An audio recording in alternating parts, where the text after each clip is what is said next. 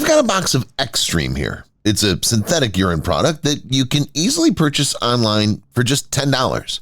It's a low-cost option, but let's see how it holds up in terms of quality. All right, let's open it up.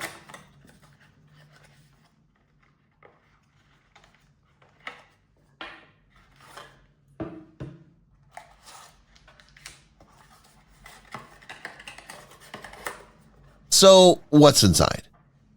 You get a 3-ounce bottle of synthetic urine, a standard heat pack with an adhesive backing, and a separate flip-up spout cap. The instructions are clearly printed on the back of the box, making it easy to follow the steps without any confusion. Also, don't forget, I have a video where I review the best synthetic urine kits, including what to look for to pass a drug test. The link is in the description and at the end of this video. Now let's talk about the synthetic urine itself. The color appears decent, and it contains 3 ounces of urine. The quality of urine is passable. According to the manufacturer, it's designed to pass standard drug screenings, but considering the low price, there are some doubts about whether it will pass urine validity checks. The bottle's flat, making it easy to conceal. Plus, the kit includes a flip-up spout cap that's really convenient. No need to screw and unscrew in the testing room. The cap is tight, so you don't have to worry about leaks while it's in your pocket. Now, let's discuss the temperature strip. This is where we run into some issues. When I measured the actual temperature using a digital thermometer, it read 91.4 degrees, but the temperature strip indicated around 94 degrees. There's a noticeable difference, so keep that in mind. Now let's talk about the heat pack.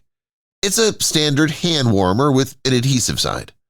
According to the information provided, it can get as hot as 165 degrees, which is much hotter than necessary.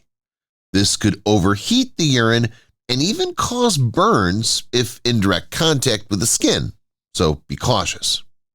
It claims to maintain heat for up to 8 hours, but realistically, I'd count on about 6 to be safe.